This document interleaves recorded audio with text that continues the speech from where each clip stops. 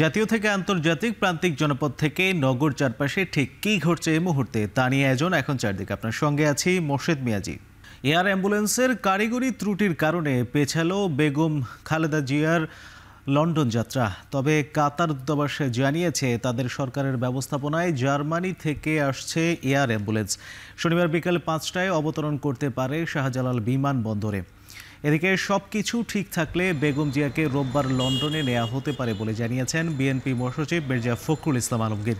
আরও বলেন, খালেদা জিয়ার শারীরিক অবস্থা ও মেডিকেল বোর্ডের সিদ্ধান্তের উপরই নির্ভর করছে বিমানের যাত্রা।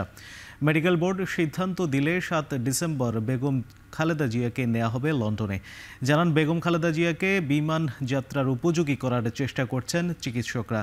যাত্রাপথে যে কোনো প্রতিকূল পরিস্থিতি মোকাবেলায় যাতে সর্বোচ্চ চিকিৎসা নিশ্চিত করা যায় সে অনুযায়ী সব প্রস্তুতি নেওয়া হয়েছে বলেও জানান বিএনপি মহাসচিব। গত 13 দিন ধরে রাজধানীর এভার কেয়ারে হাসপাতালে চিকিৎসা নিচ্ছেন বেগম খালেদা জিয়া। দেশি বিদেশি চিকিৎসকের সমন্বয়ে গঠিত মেডিকেল বোর্ড তাকে চিকিৎসা দিচ্ছেন।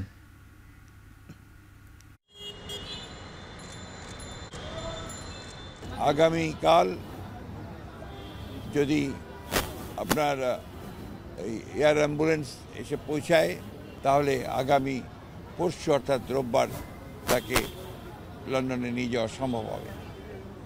তবে তিনি এখনও গুরুতর অসুস্থ, সেই কারণে তিনি ফ্লাই করতে পারবেন কিনা সেটা ডাক্তাররা নিশ্চিত করলেই তাকে ফ্লাই করে নিয়ে যাওয়া হবে এয়ার অ্যাম্বুলেন্সে করে।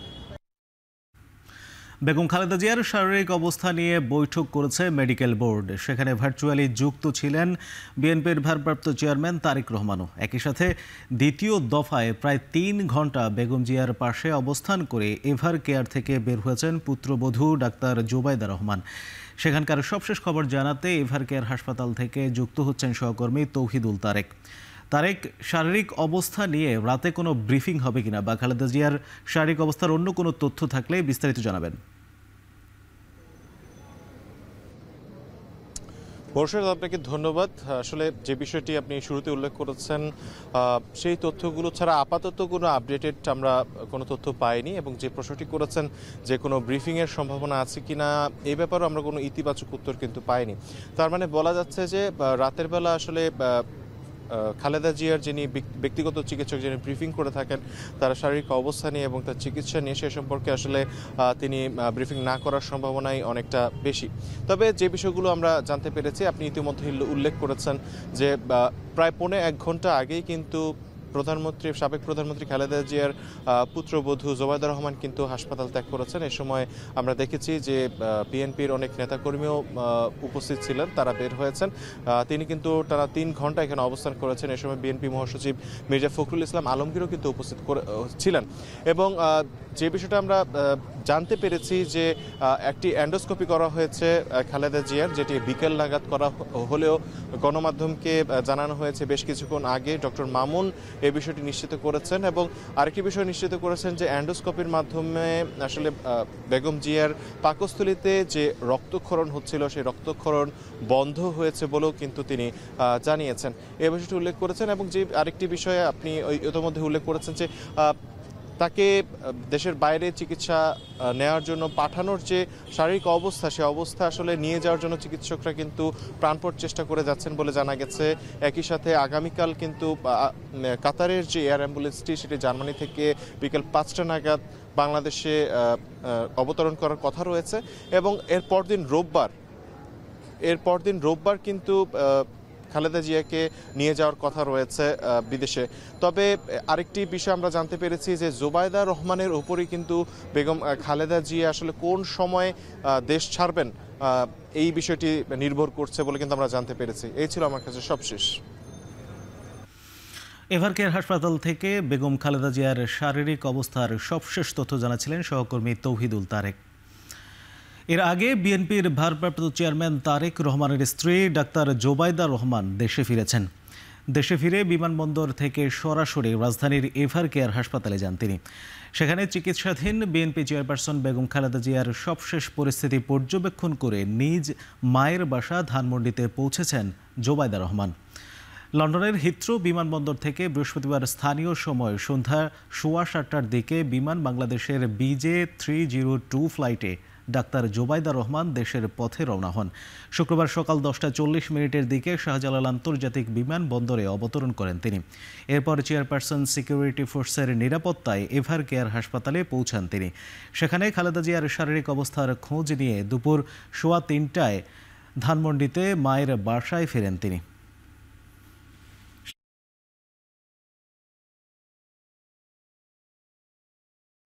সেই নিবাসের সামনে সাবেক প্রধানমন্ত্রী খালেদা জিয়ার সুস্থতা কামনায় দেশব্যাপী বিভিন্ন উপাসনালয়ে বিশেষ প্রার্থনার আয়োজন করে তার দল বিএনপি। এছাড়াও অন্তর্বর্তী সরকারের পক্ষ থেকে দেশের সব মসজিদে দোয়ার আহ্বান করা হয়। শুক্রবার দুপুরে সকল মসজিদে বাদ জুমাতার আশু রোগ মুক্তির কামনা করে দোয়া ও মোনাজাত করা হয়। এছাড়াও সকল মন্দির, গির্জা ও প্যাগোডা সহ অন্যান্য ধর্মের উপাসনালয়ে সংশ্লিষ্ট ধর্মের রীতি ও আচার অনুযায়ী বিশেষ প্রার্থনা করেন বিএনপির নেতাকর্মীরা। এতে অংশ নিয়ে সর্বস্তরের মানুষ বিএনপি চেয়ারপারসনের দ্রুত আরোগ্য কামনা করেন।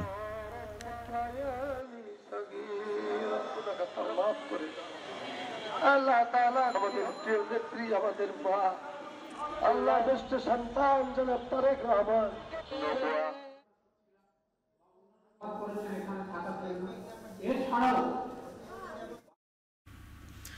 বেগম খালেদা জিয়ার সুস্থতা কামনায় সারা দেশে বিশেষ দোয়া মাহফিল হয়েছে। এতে দলের হাজারো নেতাকর্মী ও বিভিন্ন শ্রেণী পেশার মানুষ অংশ নেয়। বেগম জিয়ার রোগ মুক্তি কামনায় বাদ জুমা চট্টগ্রামের কদমতলীর বাইতুশ শরফ কমপ্লেক্স মসজিদে মোনাজাত ও দোয়া মাহফিলের আয়োজন করা হয়। মোনাজাতে অংশ নেন বিএনপি ও অঙ্গ সংগঠনের শত শত নেতাকর্মী ও স্থানীয়রা। এদিকে জুমার নামাজ শেষে সিলেটের শাহজালাল মাজার প্রাঙ্গণে জেলা ও মহানগর বিএনপির উদ্যোগে আয়োজিত দোয়া মাহফিলে অংশ নেন হাজারো ধর্মপ্রাণ মুসল্লি। এ সময় তারা বেগম জিয়ার সুস্থতা কামনা করেন। আর বেগম খালেদা জিয়ার সুস্থতা কামনা করে রংপুরেও জুমার নামাজের পর মোনাজাত হয়। এদিকে বগুড়ায় জামিল মাদ্রাসা মসজিদ সহ শহরের সকল মসজিদে বিশেষ দোয়া মাহফিল করা হয়। এছাড়া নাটোর সহ সারা দেশে কোরআন খতম ও দোয়া মাহফিল অনুষ্ঠিত হয়।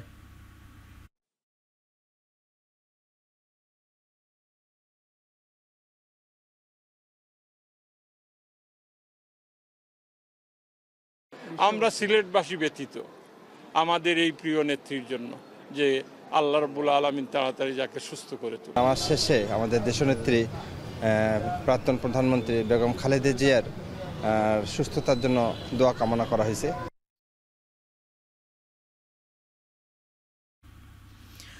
বিএনপির চেয়ারপারসন ও সাবেক প্রধানমন্ত্রী বেগম খালেদা জিয়াকে শ্রদ্ধার সাথে স্মরণ করা হলো ব্রিটিশ পার্লামেন্টে। স্থানীয় সময় বৃহস্পতিবার লন্ডনের হাউস অব লর্ডসে অনুষ্ঠিত আন্তর্জাতিক সেমিনারে তাকে শ্রদ্ধা ভরে স্মরণ করেন অংশগ্রহণকারীরা। তারেক রহমানের নীতি ও রাজনীতি সমকালীন বাংলাদেশ শিরোনামে আন্তর্জাতিক সেমিনারে অংশ নেন ব্রিটিশ এমপি, লর্ডস, রাজনীতিবিদ, সাংবাদিক সহ বাংলাদেশ ও বিশ্বের বিভিন্ন দেশের গুরুত্বপূর্ণ ব্যক্তিরা। অনুষ্ঠানটির আয়োজন করে যুক্তরাজ্য ভিত্তিক মানবাধিকার সংগঠন ভয়েস ফর বাংলাদেশ ইউকে। সেমিনারে আলোচকরা বাংলাদেশের আসন্ন জাতীয় নির্বাচন, রাজনৈতিক পরিস্থিতি, বিএনপির ভারপ্রাপ্ত চেয়ারম্যান তারেক রহমানের রাজনীতি এবং ভবিষ্যৎ নিয়ে আলোচনা করেন। Opposition leaders around the globe are being pushed not just by voters but by legal movements. And I think that's the problem now. We have got to address that. Otherwise, why we cannot go? I don't see any reason. Thank you for giving me a chance to say something. I would like to request everyone, Bangladesh Nationalist Party. BNP chairperson Begum Khaleda জিয়ার অসুস্থতার সঙ্গে আগামী জাতীয় নির্বাচনের কোনো সম্পর্ক নেই বলে জানিয়েছেন বিএনপির স্থায়ী কমিটির সদস্য আমির খসরু মাহমুদ চৌধুরী। শুক্রবার সন্ধ্যায় রাজধানীর কৃষিবিদ ইনস্টিটিউটে এক সভায় তিনি এই মন্তব্য করেন। অনুষ্ঠান শেষে সাংবাদিকদের প্রশ্নে তিনি আরও বলেন, খালেদা জিয়া যে অবস্থায় থাকুক, উনি চাইবেন বাংলাদেশের মানুষ ভোটের মাধ্যমে তাদের নির্বাচিত সংসদ ও সরকার গঠন করুক। বাংলাদেশে গণতান্ত্রিক শৃঙ্খলা ফিরে আসুক। কৃষিবিদ ইনস্টিটিউটের এই আয়োজনে প্রায় 250 জন বিশ্ববিদ্যালয় শিক্ষার্থী, তরুণ পেশাজীবী ও যুব উদ্যোক্তা অংশ নেন। প্রায় 3 ঘণ্টা ব্যাপী চলা সংলাপে তরুণরা দেশের অগ্রাধিকারমূলক বিষয় নিয়ে সরাসরি রাজনৈতিক নেতাদের সঙ্গে মত বিনিময়ের সুযোগ পান। আমরা একটা ইন্টিগ্রেটেড অ্যাপ্রোচ, জনগণের ক্ষমতা বাড়িয়ে দেব, তারা হ্যারাস করবে। দেশনেত্রী বেগম খালেদা জিয়ার অসুস্থতার সাথে নির্বাচনের কোনো সম্পর্ক নেই। সবচেয়ে বেশি নির্বাচন যিনি চাইবেন বাংলাদেশে গণতন্ত্র প্রবর্তনের জন্য, সেটা হচ্ছে দেশনেত্রী বেগম খালেদা জিয়া। উনি যে অবস্থায় থাকুক, উনি চাইবেন বাংলাদেশের মানুষ ভোটের মাধ্যমে তাদের নির্বাচিত সংসদ সরকার গঠন করুক, বাংলাদেশে গণতান্ত্রিক অর্ডার ফিরে আসুক, বাংলাদেশের মানুষ আবার তাদের মালিকানা ফিরে পান। যদি সবচেয়ে বেশি কেউ চেয়ে থাকে, সেটা হচ্ছে দেশনেত্রী বেগম খালেদা জিয়া। সুতরাং নির্বাচন পিছিয়ে যাওয়ার প্রশ্নটা আসছে কোত্থেকে? ফ্যাসিস্ট সরকারকে বিদায়ের পর গণতন্ত্র উত্তরণের এই সংকটে বেগম খালেদা জিয়াকে সবথেকে বেশি প্রয়োজন বলে জানিয়েছেন বিএনপি চেয়ারপারসনের উপদেষ্টা জয়নুল আবদিন ফারুক। জাতীয় প্রেস ক্লাবে ঢাকাস্থ সেনবাগ জাতীয়তাবাদী ফোরামের উদ্যোগে আয়োজিত খালেদা জিয়ার সুস্থতা কামনায় দোয়া মাহফিলে তিনি বলেন, বেগম খালেদা জিয়াকে দিনের পর দিন কারাগারে আটকে রেখে অসুস্থ করেছিল আওয়ামী লীগ সরকার। খালেদা জিয়া বাংলাদেশ থেকে চিরবিদায় করার চেষ্টা হয়েছে। বিএনপিকে ভাঙার নানা ষড়যন্ত্র হয়েছে। তিনি বলেন, যারা সাবেক বিএনপির সমালোচনা করত তারাও আজ বেগম জিয়ার সুস্থতা কামনায় দোয়া করছে। এ সময় সাবেক প্রধানমন্ত্রী বেগম খালেদা জিয়ার সুস্থতায় দেশবাসীর কাছে দোয়া চান তিনি।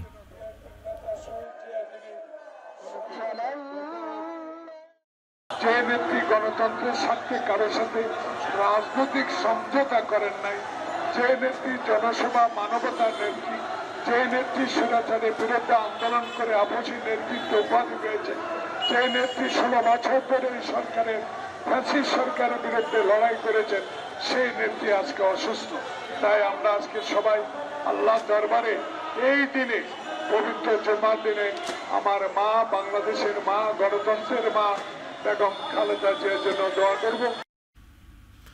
বড় ধরনের সংকট তৈরি না হলে ত্রয়োদশ জাতীয় সংসদ নির্বাচনের জন্য বিএনপি প্রস্তুত বলে জানিয়েছেন বিএনপির সিনিয়র যুগ্ম মহাসচিব রুহুল কবির রিজভী।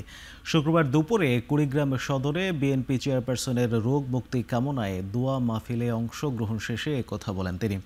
এই মুহূর্তে দলের কাছে খালেদা জিয়ার রোগ মুক্তি মুখ্য বিষয় জানিয়ে তারেক রহমানের ফেরার বিষয়টি তাদের পারিবারিক বিষয় বলেও মন্তব্য করেন বিএনপির এই শীর্ষ নেতা। বলেন, তারেক রহমান দেশে ফেরার জন্য যখনই উপযুক্ত সময় মনে করবেন তিনি তখনই ফিরবেন।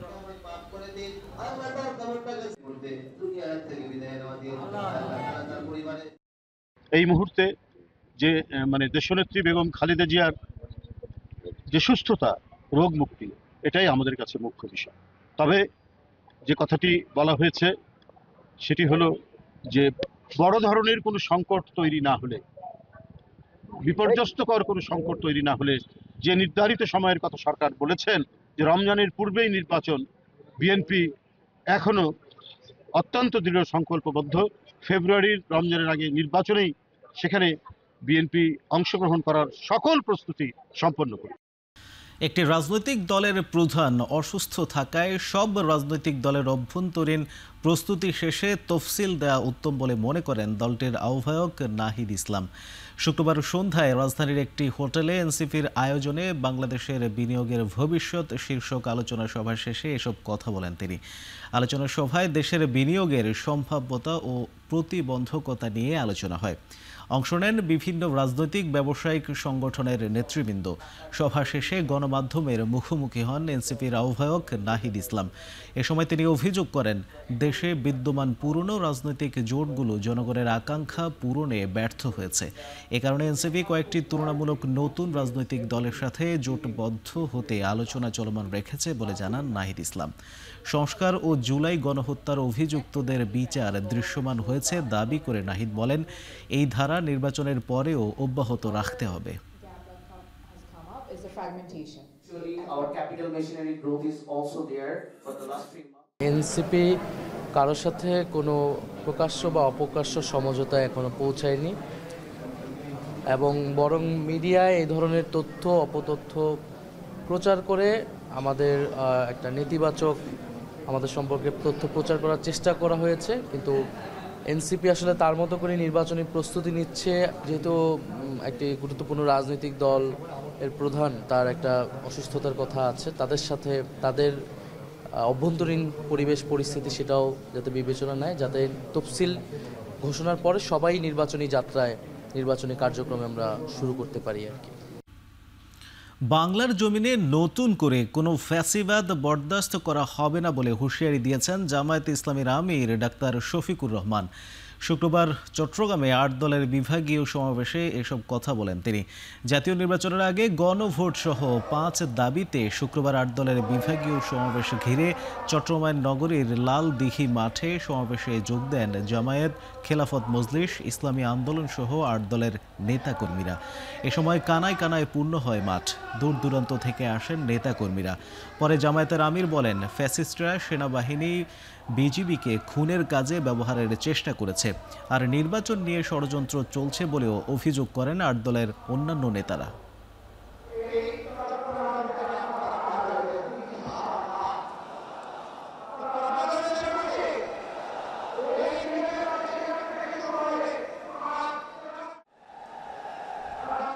এবার ইসলামী দলগুলো ঐক্যবদ্ধ আন্দোলনের মধ্য দিয়ে গোটা বাংলার তৌহিদি জনতা জেগে উঠেছে।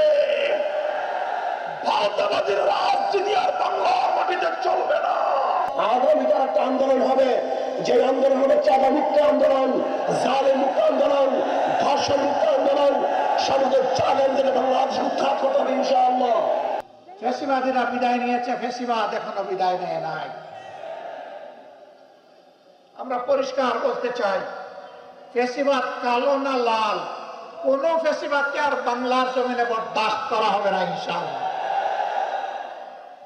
কেউ যদি ফ্যাসিবাদের ভাষায় আবার কথা বলেন, কেউ যদি আবার ফ্যাসিবাদীদের মতো আচরণ করেন, তারা কোন পথ খুঁজে পাবেন আমরা জানি না। ৫ই আগস্টের পর লুট হওয়া অস্ত্র উদ্ধারে সরকারের কোনো ব্যর্থতা নেই বলে জানিয়েছেন স্বরাষ্ট্র উপদেষ্টা জাহাঙ্গীর আলম চৌধুরী। বলেন, বেশিরভাগই উদ্ধার করা হয়েছে, ভারী কোনো অস্ত্র বাইরে নেই। শুক্রবার সকালে রাজধানীর পূর্বাচলে ফায়ার সার্ভিস মাল্টিপারপাস ট্রেনিং গ্রাউন্ডে আয়োজিত এক অনুষ্ঠানে এই কথা বলেন তিনি। অনুষ্ঠানে বিভিন্ন জেলা থেকে আগত ২২ জনকে সেরা ভলান্টিয়ারের পদক দেওয়া হয়। দেখানো হয় ভূমিকম্পে ভবন ধস কিংবা আটকে পড়া ব্যক্তিদের উদ্ধার কার্যক্রম। প্রদর্শন করা হয় উদ্ধার কাজে ব্যবহৃত সরঞ্জাম। পরে এগুলো পরিদর্শন করেন স্বরাষ্ট্র উপদেষ্টা। জায়গা রাখা হয়েছে, সেখানে বসার জন্য অনুরোধ জানাচ্ছি, সেটি আপনাদের সামনে প্রদর্শিত হবে। আমি সকলকে অনুরোধ,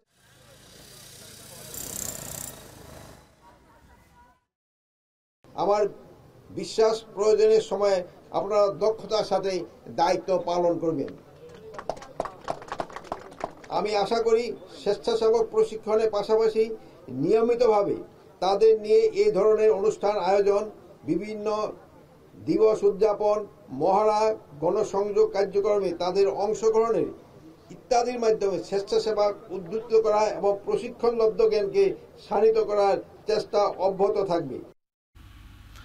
শেখ হাসিনাকে দেশে ফেরত দেওয়ার ব্যাপারে ভারত এখনও ইতিবাচক সাড়া দেয়নি বলে জানিয়েছেন পররাষ্ট্র উপদেষ্টা মোহাম্মদ তৌহিদ হোসেন। শুক্রবার সকালে রংপুরে 4 দিনের সরকারি সফরের প্রথম দিনে সার্কিট হাউসে সাংবাদিকদের একথা বলেন তিনি। এছাড়া ট্রাইব্যুনালের রায় নিয়ে ভারত পরীক্ষা নিরীক্ষা করছে বলেও জানান উপদেষ্টা। শেখ হাসিনার ব্যাপারে বিষয়টা হচ্ছে যে আমরা তো চেয়েছি যে তাকে ফেরত পাঠানো, যেহেতু উনি একজন কনভিক্টেড, যেহেতু সর্বোচ্চ বিচারিক সংস্থা তাকে একটি শাস্তি দিয়েছে, কিন্তু আমরা ইতিবাচক কোনো সাড়া এখন পর্যন্ত পাইনি। একটা রিয়েকশন আমরা দেখেছি, সেটা হলো যে তারা পরীক্ষা নিরীক্ষা করে দেখছে, এরকম একটা কথা আসছে আমাদের। দেখুক, তারা পরীক্ষা নিরীক্ষা করে দেখুক, এটাই। কুড়িগ্রাম সীমান্ত দিয়ে বাংলাদেশে পুশ ইন করা ৬ জনের মধ্যে ভারতীয় অন্তঃসত্ত্বা নারী সোনালী খাতুন এবং তার সন্তান সাব্বির শেখকে চাঁপাইনবাবগঞ্জের সোনা মসজিদ সীমান্ত দিয়ে ভারতের কাছে হস্তান্তর করেছে বিজিবি। রাত ৮টার দিকে সোনা মসজিদ সীমান্তের শূন্য রেখায় ৬০ বিএসএফ ব্যাটালিয়নের সদস্যদের কাছে মা ছেলেকে আনুষ্ঠানিকভাবে হস্তান্তর করা হয়। সোনালী খাতুন ভারতের পশ্চিমবঙ্গের বীরভূম জেলার পাকুর এলাকার বাসিন্দা। কয়েকদিন আগে কুড়িগ্রামের সীমান্ত দিয়ে তাদের বাংলাদেশে ঠেলে পাঠায় বিএসএফ। ৫৯ বিজিবির অধিনায়ক লেফটেন্যান্ট কর্নেল গোলাম কিবরিয়া জানান, বাংলায় কথা বলা এই নারী ও শিশুকে পুশ ইন করেছিল বিএসএফ। গত ২০ আগস্ট কুড়িগ্রাম সীমান্ত দিয়ে ৬ জন ভারতীয়কে পুশ ইন করে বিএসএফ। পরে চাঁপাইনবাবগঞ্জ শহরের আলীনগর এলাকা থেকে তাদের গ্রেফতার করে পুলিশ। অনুপ্রবেশ আইনে মামলা হলে আদালত ৪ জনকে কারাগারে পাঠানোর নির্দেশ দেন। পরবর্তীতে ১ ডিসেম্বর আদালত তাদের জামিন মঞ্জুর করেন।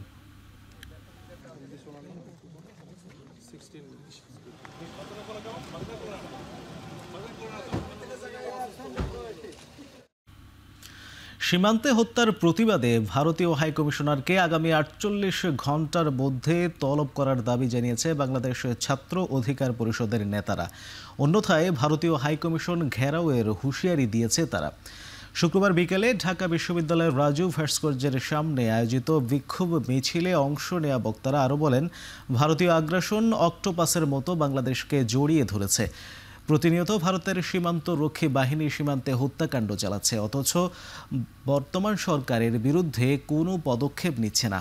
এ সময় বক্তারা অন্তর্বর্তী সরকারের উপদেষ্টাদের দৃষ্টি আকর্ষণ করে বলেন, যদি উপদেষ্টারা দেশের মানুষকে নিরাপত্তা না দিতে পারে তাহলে দেশের মানুষ এর যোগ্য জবাব দেবে। দ্রুত সীমান্ত হত্যা বন্ধে পদক্ষেপ না নিলে কঠোর কর্মসূচির হুঁশিয়ারি দেন তারা।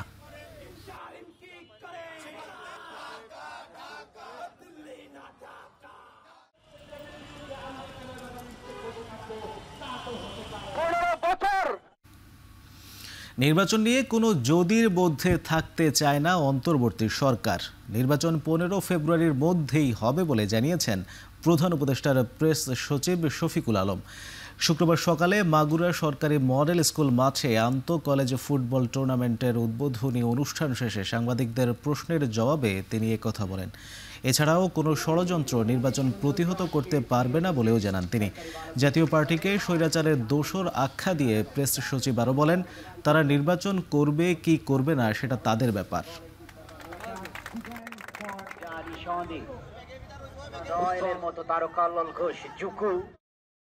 আমরা যদির মধ্যে থাকতে চাই না। ইনশাল্লাহ 15 ফেব্রুয়ারির মধ্যে ইলেকশন হবে।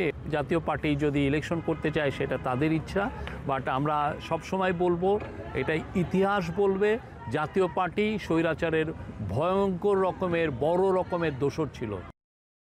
বাংলাদেশে ফ্যাসিবাদ মুক্ত উৎসব মুখর নির্বাচনের ভোট প্রয়োগের পরিবেশ তৈরি হয়েছে। দেশে আইনের শাসন প্রতিষ্ঠা ও মানুষের অধিকার নিশ্চিত করা বিএনপির শপথ বলে জানিয়েছেন বিএনপির স্থায়ী কমিটির সদস্য সালাউদ্দিন আহমেদ। শুক্রবার দুপুরে নিজ নির্বাচনী এলাকা কক্সবাজারের পেকুয়ায় এক গণসংযোগে এসব কথা বলেন তিনি। এ সময় তিনি আরও বলেন, ১৭ বছর ফ্যাসিবাদের বিরুদ্ধে আন্দোলন সংগ্রাম শেষে দেশ স্বৈরাচার ফ্যাসিবাদ মুক্ত হয়েছে। দেশের মানুষ স্বাধীনভাবে ভোট দেওয়ার অধিকার ফিরে পেয়েছে। আসন্ন নির্বাচনে ভোট প্রয়োগ করতে সাধারণ মানুষের প্রতি আহ্বান জানান সালাউদ্দিন আহমেদ।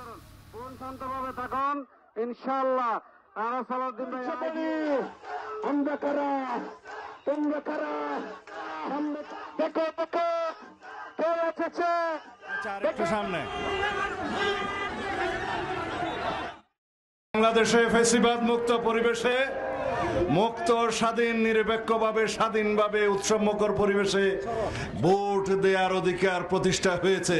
এই দেশে সকল মানুষের নাগরিক অধিকার, মৌলিক অধিকার, মানবাধিকার, গণতান্ত্রিক অধিকার, সাংবিধানিক অধিকার প্রতিষ্ঠা করব, এই আমাদের শপথ। আগামীতে সরকার গঠন করলে শিক্ষা এবং স্বাস্থ্য সেবায় সর্বোচ্চ গুরুত্ব আরোপের প্রত্যয় ব্যক্ত করেছেন জামায়াতের আমির ডাক্তার শফিকুর রহমান। শুক্রবার সকালে বাংলাদেশ মেডিকেল বিশ্ববিদ্যালয়ের শহীদ আবু সাইদ কনভেনশন হলে জাতীয় নার্স সম্মেলন 2025 অনুষ্ঠানে এই প্রত্যয় ব্যক্ত করেন তিনি। জামায়াতের আমির বলেন, আমাদের সামনে বড় চ্যালেঞ্জ দেশের 18 কোটি মানুষের জীবন বদলে দেয়া। বলেন, আইন করে সমাজকে পরিবর্তন করা যাবে না, নৈতিকতার চাষ করে সমাজকে বদলাতে হবে। জামায়াত ইসলামী সরকার গঠন করতে পারলে ন্যায্যতা ও সমতার ভিত্তিতে নার্সদের সুযোগ সুবিধা নিশ্চিত করা হবে বলেও জানান তিনি। ওই স্পেশালাইজেশন এখনো প্রাতিষ্ঠানিক স্বীকৃতি পায়নি। আমরা এমন একটা বাংলাদেশ চাই যেই বাংলাদেশে এদেশের সরকার প্রধানকে বুলেট প্রুফ গাড়ির ভিতরে ঢুকে চড়তে হবে না, হাঁটবে, রিক্সায় চড়বে, পাবলিক ট্রান্সপোর্টে উঠবে, যখন যেখানে যেটা মানায় সেইভাবে চলাফেরা করবে। আর সেই চলাফেরা করার সাহস এবং পুঁজি এই শাসককে অবশ্যই সংগ্রহ করতে হবে। আসন্ন নির্বাচনে দেশের মানুষ জামায়াতে ইসলামের মনোনীত প্রার্থীদের ভোটের মাধ্যমে নীরব রায় দেবে বলে মন্তব্য করেছেন দলটির কেন্দ্রীয় সহকারী সেক্রেটারি জেনারেল মাওলানা আব্দুল হালিম। শুক্রবার সন্ধ্যায় মেরুল বাড্ডায় ঢাকা 11 আসনের নির্বাচন পরিচালনা কমিটির উদ্যোগে ছাত্র ও যুব সমাবেশে তিনি এই মন্তব্য করেন। এ সময় তিনি আরও বলেন, তরুণ ভোটাররাই সামনের দিনে বড় নেয়ামত হবে জামায়াতের জন্য। আগামী নির্বাচন 2014, 18 আর 24-এর মতো হবে না। কি বলেন? নারী পুরুষ উৎসব মুখর পরিবেশে ভোট দিতে যাবে, আর শত শত মানুষ ভোট দেবে, ভোটের পাহারাদারি করবে। 10 ঘন্টা 20 ঘন্টা ইলেকশন ঠান্ডা। এই নির্বাচন এরশাদ আমলে ছিল, এই নির্বাচন আর বাংলাদেশে হবে না। যারা এতদিন নির্বাচন করেছে তারা এখন নির্বাচন পেছানোর ষড়যন্ত্র করছে বলে মন্তব্য করেছেন ইসলামী আন্দোলন বাংলাদেশের আমির সৈয়দ মোহাম্মদ রেজাউল করিম। শুক্রবার সকালে রাজধানীতে ইসলামী ছাত্র আন্দোলনের কেন্দ্রীয় সম্মেলনে অংশ নিয়ে তিনি এসব কথা বলেন।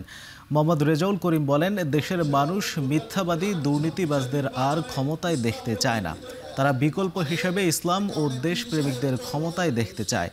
তিনি বলেন, সরকারকে নির্বাচনের জন্য লেভেল প্লেইং ফিল্ড নিশ্চিত করতে হবে। এ সময় দেশকে নিয়ে যাতে কেউ ষড়যন্ত্র করতে না পারে সেজন্য দলের নেতা কর্মীদের সচেতন থাকতে আহ্বান জানান সৈয়দ মোহাম্মদ রেজাউল করিম।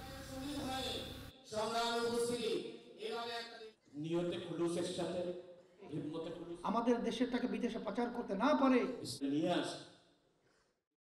যারা প্রতিটা মুহূর্ত নির্বাচন করছে, এখন তারা নির্বাচনের ব্যাপার চুপ হয়ে নির্বাচনকে পিছানোর ষড়যন্ত্র করছে। কিন্তু আমরা পরিষ্কারভাবে বলছি অন্তর্বর্তী সরকারকে, যে পরিষ্কারভাবে আমরা বারবার বলছি যে আপনারাই ভুল করবেন না, তাহলে ইতিহাস জাতি আপনাদেরকে কলঙ্কিত ইতিহাস রচিত করবে, আর আপনারা সেই কলঙ্কিত ইতিহাসের দায়ভার কেন নেবেন?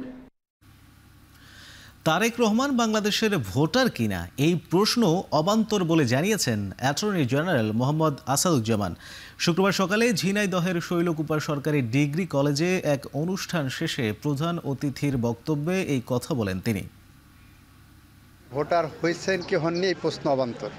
উনি ভোটার না হলে উনি ভোট করবেন না। উনি যেহেতু বলেছেন ভোট করবেন, সেটা উনি ধরে নিতে হবে যে উনি বাংলাদেশের নাগরিক, বাংলাদেশের ভোটার এবং বাংলাদেশে ভোট করবেন। মাগুরায় আধিপত্য বিস্তার নিয়ে দুপক্ষের সংঘর্ষে অন্তত অর্ধশত আহত হয়েছে। শুক্রবার সকালে সদর উপজেলার কুল্লিয়া গ্রামে এই ঘটনা ঘটে। পুলিশ জানায়, আধিপত্য বিস্তার নিয়ে কুল্লিয়া গ্রামের জাহার মোল্লা ও বাকিয়ার মোল্লার সমর্থকদের মধ্যে দীর্ঘদিন ধরে বিরোধ চলছিল। শুক্রবার সকালে বাকিয়ার মোল্লার কয়েকজন সমর্থক স্থানীয় বাজারে যাচ্ছিল। সে সময় জাহার মোল্লার কয়েকজন তাদের উপর হামলা চালায়। এক পর্যায়ে দেশীয় অস্ত্র নিয়ে সংঘর্ষে জড়ায় দুপক্ষের লোকজন। এতে আহত হয় উভয় পক্ষের অন্তত 50 জন। খবর পেয়ে পুলিশ ঘটনাস্থলে পৌঁছে পরিস্থিতি নিয়ন্ত্রণে আনে। আহতদের উদ্ধার করে স্থানীয় বিভিন্ন হাসপাতালে ভর্তি করা হয়েছে।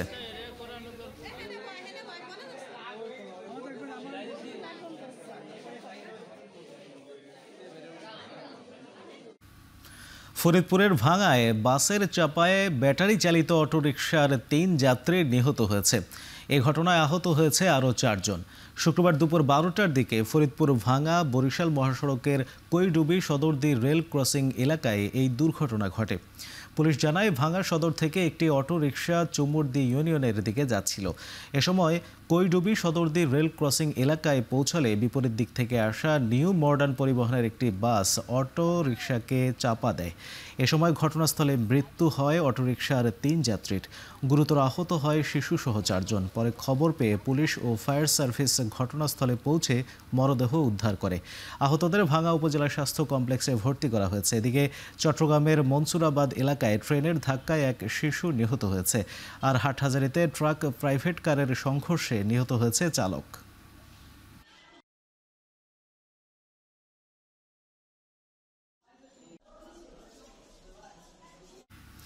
সাভারের আশুলিয়ায় বকেয়া বেতন পরিশোধের দাবিতে সড়ক অবরোধ করে মানববন্ধন ও বিক্ষোভ কর্মসূচি পালন করেছে সম্প্রতি বন্ধ হয়ে যাওয়া নাসা গ্রুপের শ্রমিকরা।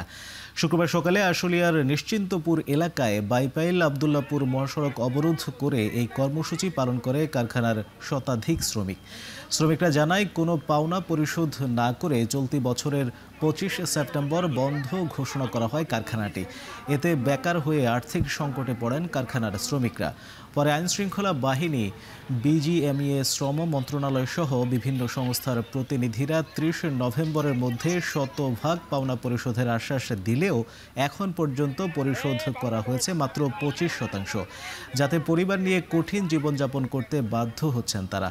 দ্রুত বকেয়া পরিশোধ না করা হলে কঠোর কর্মসূচির হুঁশিয়ারি দেন আন্দোলনকারীরা।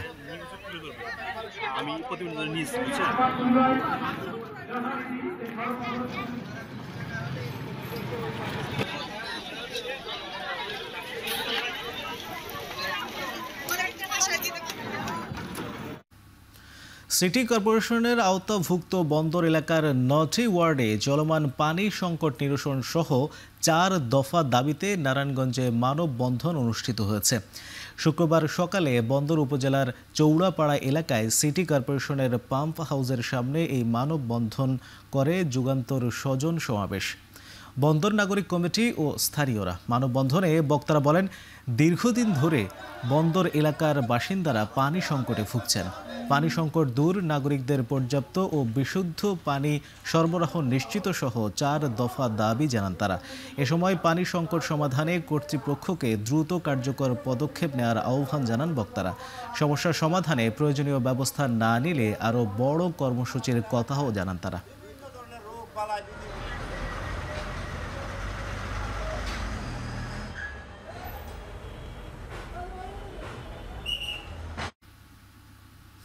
হবিগঞ্জ বানিয়াচং সড়কে রত্না ব্রিজের পাটাতন ধসে পাথর বোঝাই একটি ট্রাক আটকা পড়েছে।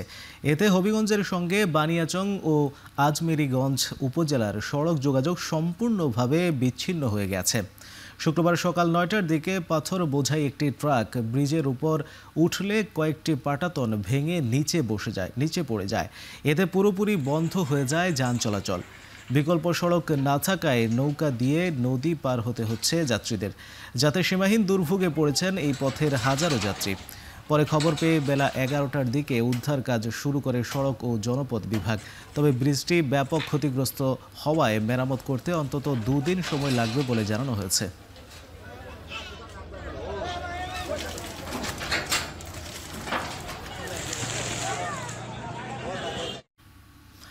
চুয়াডাঙ্গার দর্শনা কেরু অ্যান্ড কোম্পানি লিমিটেডের 2025-26 আখ মাড়াই মৌসুমের আনুষ্ঠানিক উদ্বোধন করা হয়েছে। চিনিকলে আখ নিক্ষেপের মধ্য দিয়ে এই মৌসুমের সূচনা করেন শিল্প উপদেষ্টা আদিলুর রহমান খান। এর আগে মিল চত্বরে আলোচনা সভা ও দোয়া মাহফিলের সভাপতিত্ব করেন বাংলাদেশ চিনি ও খাদ্য শিল্প কর্পোরেশনের ভারপ্রাপ্ত চেয়ারম্যান রশিদুল হাসান। মৌসুমে 69 দিনে 76,000 টন আখ মাড়াই করে 4,256 টন চিনি উৎপাদনের লক্ষ্য নির্ধারণ করা হয়েছে। চিনি আহরণের হার ধরা হয়েছে 5.6%।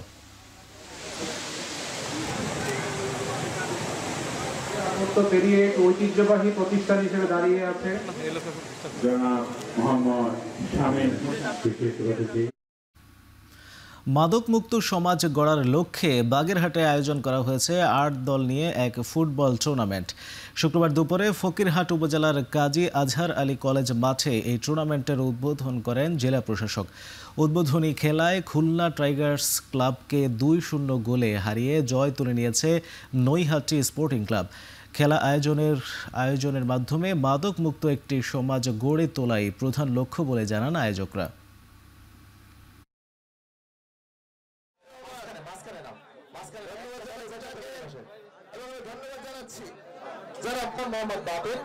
জেলা প্রশাসক বাগেরহাট মহোদয় আমাদের মাঝে ক্লিয়ার করুন। এবার আন্তর্জাতিক প্রসঙ্গ। সন্ত্রাসবাদ দমনে একসঙ্গে কাজ করবে মস্কো ও নয়াদিল্লি। রুশ প্রেসিডেন্ট ভ্লাদিমির পুতিনের সঙ্গে বৈঠকের পর যৌথ সংবাদ সম্মেলনে এই মন্তব্য করেছেন ভারতের প্রধানমন্ত্রী নরেন্দ্র মোদী। সংবাদ সম্মেলনে পুতিনকে ঘনিষ্ঠ বন্ধু হিসেবে সম্বোধন করে মোদী বলেন, গেল এপ্রিলে পেহেলগামে হামলার পর পাকিস্তানের সন্ত্রাসী সংগঠন জৈশ-ই-মোহাম্মদের বিরুদ্ধে ভারতের অভিযানে জোরালো সমর্থন ছিল মস্কোর। মোদী আরও বলেন, গেল ৮ দশক ধরে বৈশ্বিক রাজনীতিতে চলমান অস্থিরতার মধ্যেও অটুট আছে ভারত রাশিয়ার সম্পর্ক। এদিকে মস্কোকে তেল আমদানি বন্ধ না করায় নয়াদিল্লিকে চাপে রেখেছে ওয়াশিংটন। এমন প্রেক্ষাপটে পুতিন প্রশ্ন তুলেছেন, যুক্তরাষ্ট্র রাশিয়া থেকে তেল আমদানি করতে পারলে ভারত কেন পারবে না? পরে যৌথ সংবাদ সম্মেলনে রুশ প্রেসিডেন্ট আরও একবার ঘোষণা করেন, ভারতে জ্বালানি তেলের চালান সচল রাখার বিষয়ে আশাবাদী রাশিয়া। При обсуждении ключевых глобальных и региональных проблем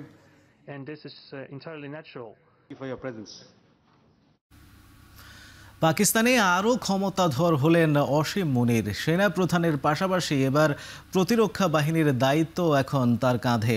পাকিস্তানের প্রধান প্রতিরক্ষা বাহিনীর প্রধান হিসেবে ফিল্ড মার্শাল অসীম মুনিরকে নিয়োগ দিয়েছেন দেশটির প্রেসিডেন্ট। এখন থেকে পাকিস্তানের সেনা, নৌ, বিমান বাহিনী, গোয়েন্দা সংস্থা, পারমাণবিক কমান্ড সবই থাকবে আসিম মুনিরের হাতে। বিলুপ্ত করা হয়েছে জয়েন্ট চিফ অফ স্টাফ কমিটির চেয়ারম্যানের পদও। 2035 সাল পর্যন্ত পদে থাকতে বাধা নেই অসীম মুনিরের। এদিকে বিমান বাহিনীর প্রধান হিসেবে air chief marshal Zahir Ahmed Babar সিধুর মেয়াদ আরও 2 বছর বাড়ানো হয়েছে।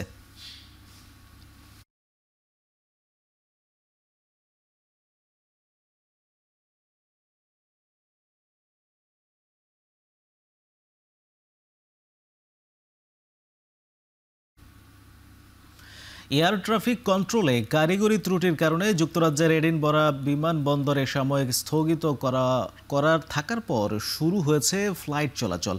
স্কটল্যান্ডের ব্যস্ততম বিমানবন্দরটিতে শুক্রবার সকাল থেকেই জটিলতা শুরু হয়। ফ্লাইট রাডার 24-এর ওয়েবসাইট দেখা যায়, এডিনবরা বিমানবন্দরের আকাশে বেশ কিছু সময় ওড়েনি একটি বিমানও। বরং বিমানবন্দরের টারম্যাকে বাড়ছে অপেক্ষারত বিমানের ভিড়। সংকট নিরসনে কাজ চলছে বলে সামাজিক যোগাযোগ মাধ্যমে বিবৃতি দিয়ে জানায় বিমানবন্দর কর্তৃপক্ষ। কিছু সময় বিরতি দিয়ে সীমিত পরিসরে ফ্লাইট চালু হলেও বিঘ্নিত হয় অনেক ফ্লাইটের সবশেষ তথ্য জানতে সংশ্লিষ্ট বিমান সংস্থার সাথে যোগাযোগের জন্য যাত্রীদের অনুরোধ করা হয়েছে।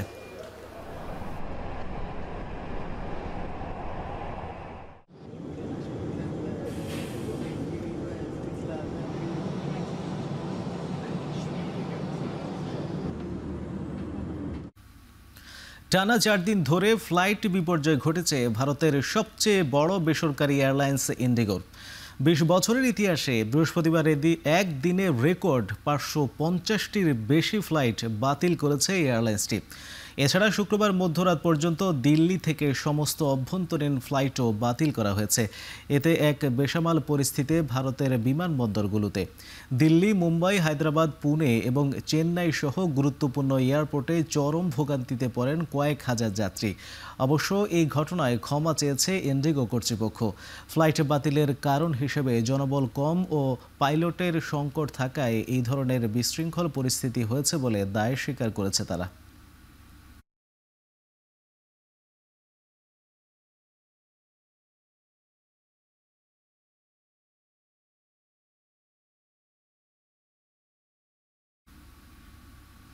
গাজায় হামলা চালাতে $34 বিলিয়ন নতুন বাজেট ঘোষণা করেছে ইসরায়েল। গেল 10 অক্টোবরের যুদ্ধবিরতি উপেক্ষা করেই গাজায় অভিযান অব্যাহত রেখেছে ইসরায়েলি সেনারা। গাজা সিটি সহ খান ইউনিসে আর্টিলারি শেল ও হেলিকপ্টার দিয়ে তেল আবিবের লাগাতার হামলা চলছে। আর তাদের এই হামলা চালিয়ে যেতে ইসরায়েলের আগামী বছরের বাজেটে 112 বিলিয়ন শেকেল বা $34 বিলিয়ন সামরিক ব্যয় ধরা হয়েছে, যা আগের খসড়া বাজেটে $27 বিলিয়ন চেয়ে বেশি বলে জানিয়েছে সেখানকার প্রতিরক্ষা মন্ত্রণালয়।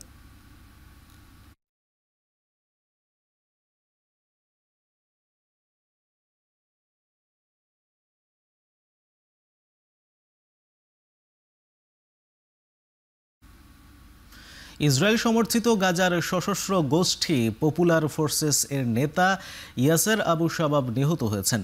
তার মৃত্যুর বিষয়টি নিশ্চিত করেছে গোষ্ঠীটি। ইসরায়েলি বাহিনী গাজায় আবু শাবাবকে হামাসের বিকল্প নেতৃত্ব হিসেবে প্রতিষ্ঠার চেষ্টা করে আসছিল, তবে অধিকাংশ ফিলিস্তিনের কাছে তিনি বিতর্কিত ও দেশদ্রোহী হিসেবে পরিচিত ছিলেন। 2024 সালে এন্টি টেরর সার্ভিস নামে একটি সশস্ত্র গোষ্ঠীর নেতৃত্ব দিয়ে আলোচনায় আসেন শাবাব। পরে সেটির নাম বদলে হয় পপুলার ফোর্সেস। প্রায় 100 সদস্যের অস্ত্রসজ্জিত এই গোষ্ঠীটি মূলত গাজার ইসরায়েল নিয়ন্ত্রিত এলাকায় সক্রিয় ছিল। Here, what happened? I understand his own family, but it does seem to his death is still not clear.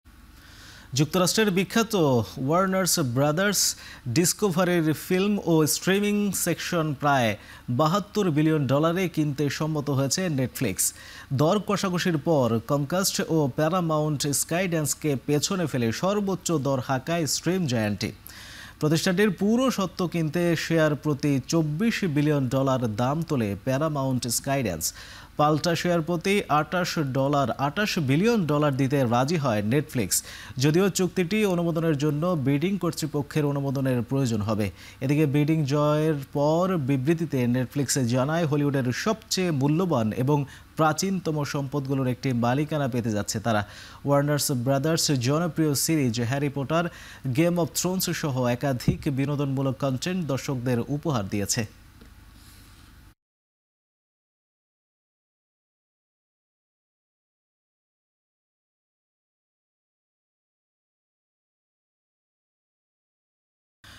আইসিসির নভেম্বর মাসের সেরা ক্রিকেটারের মনোনয়ন পেয়েছেন তাইজুল ইসলাম। শুক্রবারের প্রকাশিত তালিকায় দেখা যায় বাংলাদেশি স্পিনারের নাম। নভেম্বর মাসে তাইজুল ব্যস্ত ছিলেন আয়ারল্যান্ডের বিপক্ষে টেস্ট সিরিজে। 2 ম্যাচের এই সিরিজে তাইজুল স্পর্শ করেছেন একাধিক মাইলফলক। সাকিব আল হাসানকে টপকে বাংলাদেশের হয়ে টেস্টে সর্বোচ্চ উইকেট শিকারী হয়েছেন। সেই সঙ্গে প্রথম বাংলাদেশি হিসেবে তুলে নিয়েছেন 250 টেস্ট উইকেট। মোট 13 উইকেট নিয়ে হয়েছেন সিরিজ সেরা। তবে আইসিসির মাঝ সেরার পুরস্কার পাবার দৌড়ে তাইজুলের প্রতিপক্ষরাও পিছিয়ে নেই। ভারতের বিপক্ষে সিরিজে দক্ষিণ আফ্রিকার সিমন হারমান 2 ম্যাচে পেয়েছেন 17 উইকেট। এছাড়া পাকিস্তানের মোহাম্মদ নওয়াজ একই মাসে 11 ম্যাচে পেয়েছেন 15 উইকেট এবং ব্যাট হাতে করেছেন 156 রান।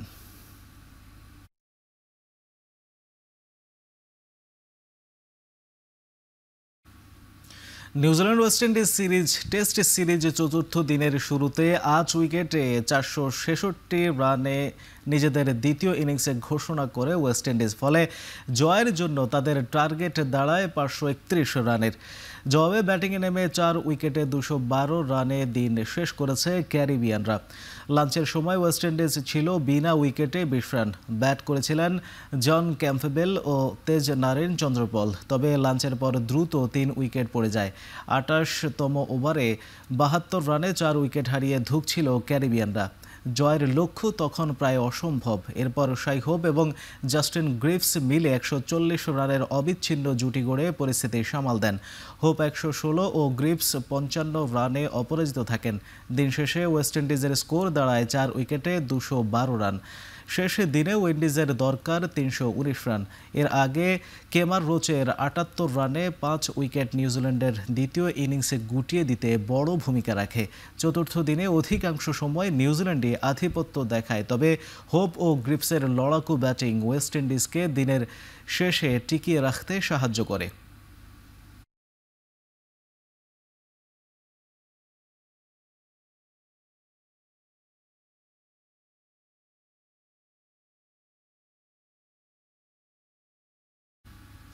শ্রীলঙ্কার বিপক্ষে সদ্য সমাপ্ত ত্রিদেশীয় সিরিজের ফাইনালে অসদাচরণের দায়ে শাস্তি পেয়েছেন ফখর জামান। পাকিস্তানের এই ব্যাটারকে ম্যাচ ফির 10% জরিমানার পাশাপাশি একটি ডিমেরিট পয়েন্ট দিয়েছে আইসিসি। ফখরের বিরুদ্ধে আম্পায়ারের সিদ্ধান্তে না মানার অভিযোগ আনা হয়, যা আইসিসির কোড অফ কন্ডাক্ট 2.8 ধারার অন্তর্ভুক্ত। ফখর তার বিরুদ্ধে আনা অভিযোগ মেনে নেয় আলাদা করে শুনানির প্রয়োজন পড়েনি বলে জানিয়েছে আইসিসি। মূল ঘটনা ঘটেছিল ফাইনালে শ্রীলঙ্কার ইনিংসের 19তম ওভারে। Lankan allrounder Dasun Shanaka short third অঞ্চল দিয়ে ব্যাক প্যাডল করতে গিয়ে ফখরের তালুবন্দী হন, তবে আম্পায়ারের সন্দেহ হওয়ায় তিনি আউট দেননি জানিয়ে অসন্তোষ প্রকাশ করেন পাকিস্তানি ওপেনার।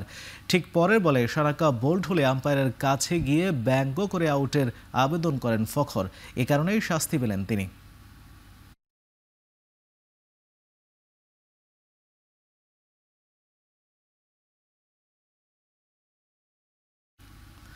ক্রাইস্টচার্চে ওয়েস্ট ইন্ডিজের বিপক্ষে চলমান টেস্টে ইনজুরি সমস্যার বেকায়দায় নিউজিল্যান্ড। চোটের কারণে একে একে ছিটকে গেছেন ম্যাট হেনরি, নাথান স্মিথ ও টম ব্লান্ডেল।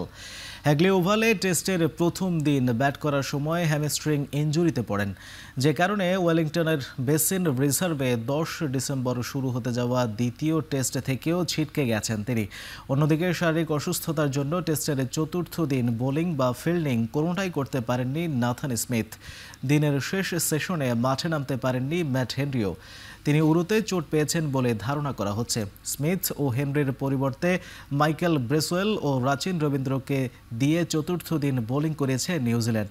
টেস্টের শেষ দিন জয়ের জন্য ওয়েস্ট ইন্ডিজের প্রয়োজন 319 রান, হাতে আছে 6 উইকেট।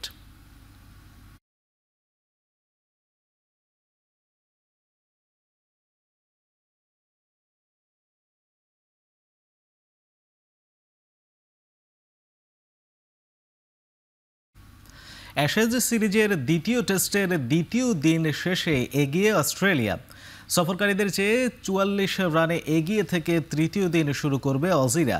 9 উইকেটে 325 রান নিয়ে দ্বিতীয় দিন শুরু করে ইংল্যান্ড। মাত্র 4 রান যোগ করতেই গুটিয়ে যায় ইংলিশরা। 138 রানে অপরাজিত থাকেন জো রুট। ব্যাট করতে নেমে উদ্বোধনী জুটিতে 77 রান যোগ করেন ট্রাভিস হেড ও জ্যাক ওদারল্যান্ড।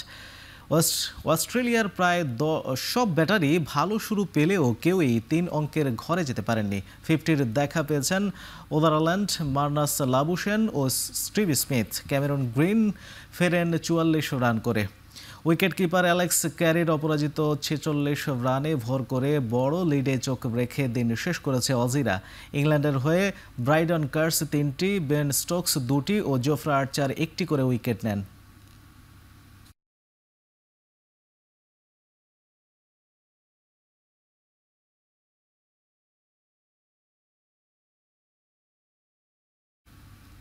শেষ করছি এখন চারদিক। এখন টেলিভিশন ওয়েবসাইটে দেখতে ভিজিট করুন www.ekhon.tv।